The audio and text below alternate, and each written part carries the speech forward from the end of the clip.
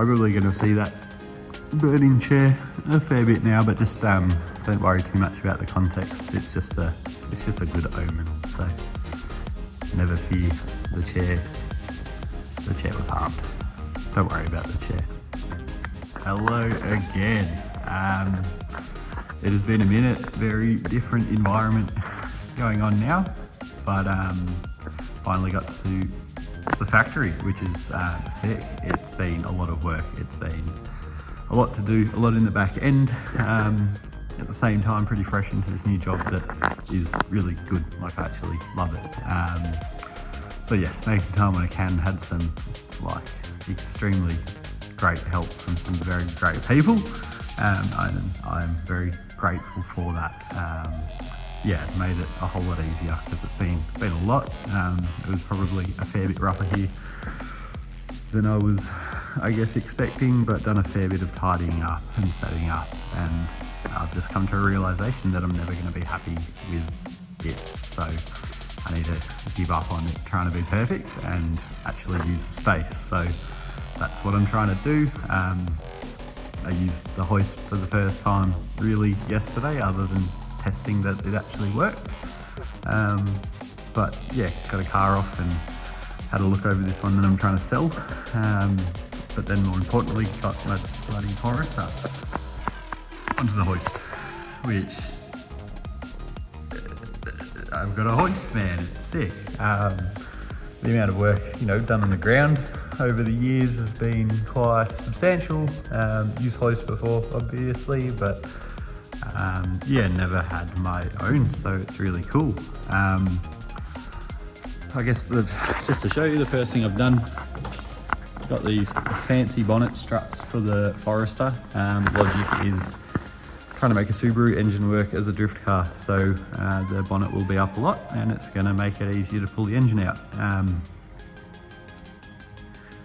But no, it's cool. So I just want to do something to the car, just to sort of do something to the car. I've done work on other people's cars, and on this one I'm selling for somebody else. But yes, it was pretty cool. It was pretty special, something I didn't even need to do on a hoist, obviously, but nevertheless, it's cool. So yeah, it's been a lot to get to this point, but I also am stoked. Like, it's so sick. I've got the room, I've got the space and the ease.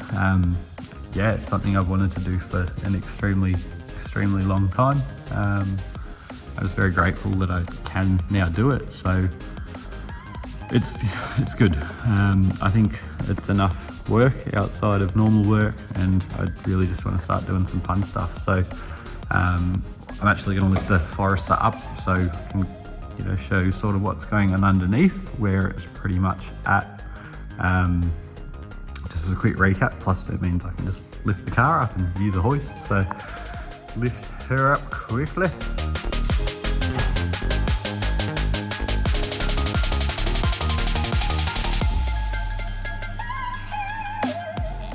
Right, so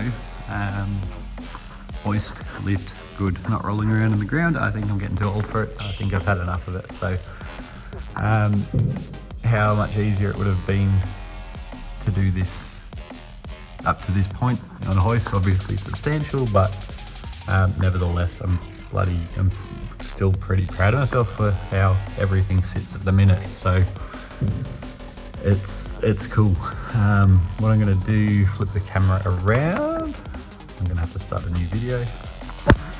Right, what we have there, a bit of a drip tray because it's a Subaru.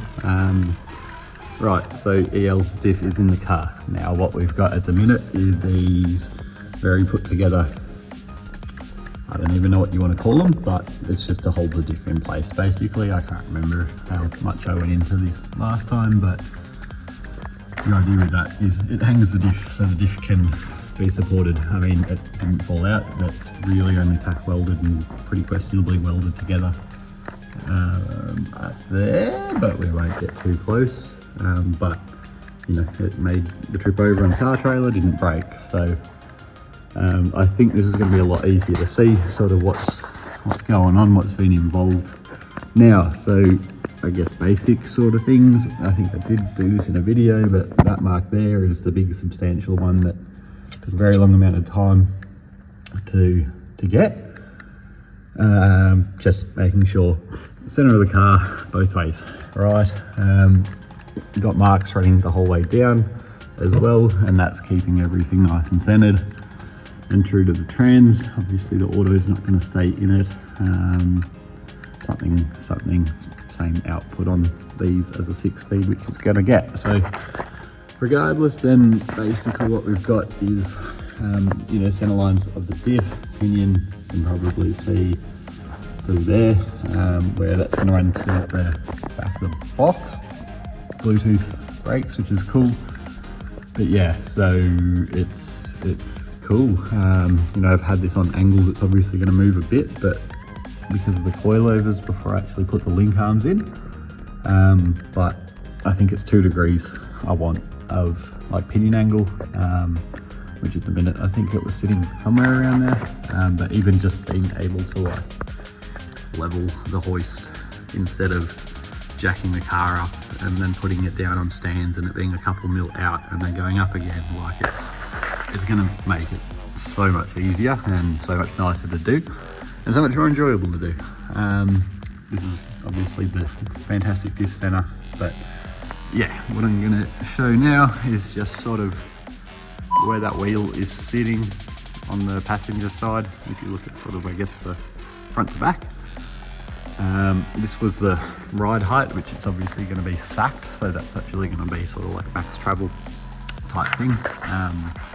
But yeah, so look down there, it's running, anyway, you can't tell, but running true to the front, running level with the front, and then it's the same deal on the other side.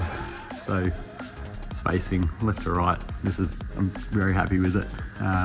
There's obviously a bit of wiggle in it because of the whole bush, like coilover type setup, and this being the wrong rim for the axle.